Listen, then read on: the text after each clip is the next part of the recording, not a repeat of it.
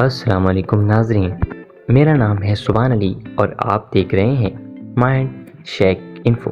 دوستوں، آج کی ویڈیو میں ہم بات کریں گے کہ کون سے بلڈ گروپ والوں کو زیادہ ہارٹ اٹیک کا خطرہ ہوتا ہے۔ تو دوستوں، اس ویڈیو کو اسٹارٹ کرنے سے پہلے میں آپ سے گزارش کروں گا آپ ہمارے چینل کو سبسکرائب کریں اور بیل آئیکن کو پریس کریں۔ تو چلیے بنا کسی ٹائم ویسٹ کیے اس ویڈیو کو اسٹارٹ کرتے ہیں۔ دوستوں، ماہرین کا کہنا ہے کہ بلڈ گروپ بھی ہارٹ اٹیک کا خطرہ بڑھانے کا باعث بن سکتا ہے۔ اب یہاں سوال یہ ہے کہ کون سے بلڈ گروپ کے لوگوں کو دل کے دورے کا سب سے زیادہ اور سب سے کم خطرہ ہوتا ہے۔ حال ہی میں کی گئی ایک تحقیق سے یہ بات سامنے آئی ہے کہ خون کے گروپ سے جانا جا سکتا ہے کہ کسی فرد میں ہارٹ اٹیک کا خطرہ ہے یا نہیں۔ تحقیق میں دریافت کیا گیا ہے کہ اے اور بی بلڈ گروپ کے حامل افراد میں ہارٹ اٹیک کا خطرہ او بلڈ گروپ کے مقابلے میں 9% زیادہ ہوتا ہے۔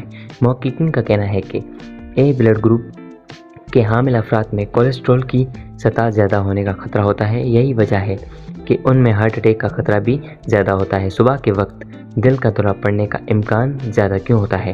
ماہرین کا کہنا ہے کہ لوگوں کو دل کا دورہ زیادہ تر صبح کے وقت پڑتا ہے۔ اب آپ کے دماغ میں یہ بھی ایک سوال ضرور آیا ہوگا کہ زیادہ تر صبح کے وقت ہی دل کا دورہ کیوں پڑتا ہے اور اس کی کیا وجہ ہے؟ حال ہی میں اس سوال کا جواب دیتے ہوئے بھارت کے Fortis memorial research centre Gurgaon کے chairman doctor T S clear نے کہا ہے کہ اس کی وجہ جسم میں ہارمونز کا اخراج ہے۔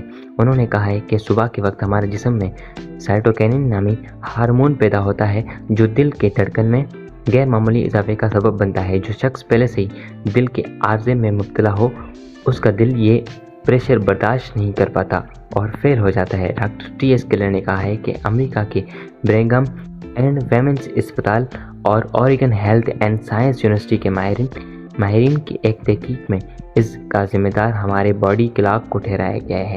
انہوں نے کہا ہے کہ ہماری باڈی کلاک کی وجہ سے دوسرے اوقات میں ہمارا جسم چوکنا رہتا ہے، لیکن رات کے وقت ہم سوتے ہیں اور ہمارا جسم تمام تر توانائی صرف کرتا ہے، جس کے نتیجے میں ہمارے جسم میں مختلف ہارمونز پیدا ہوتے ہیں۔ ڈاکٹر ٹی ایس کلر نے کہا ہے کہ یہ عمل صبح کے وقت ہوتا ہے، جس کی وجہ سے بلڈ پریشر اور دل کی دھڑکن میں اضافہ ہوتا ہے اور یہی دل کے مریضوں کے لیے ہارٹ اٹیک کا سبب بنتا ہے۔ تو دوستوں، امید کرتا ہوں آپ کو آج کی ہماری یہ ویڈیو پسند آئی ہوگی۔ اگر آپ کو آج کی ہماری ویڈیو پسند آئی ہے تو آپ ہمارے چینل کو سبسکرائب کریں اور بیل آئیکن کو کلک کریں۔ تو اپنا بہت سارا خیال رکھیے گا، ملتے ہیں کسی نئی ویڈیو میں، تب تک کے لیے اللہ حافظ۔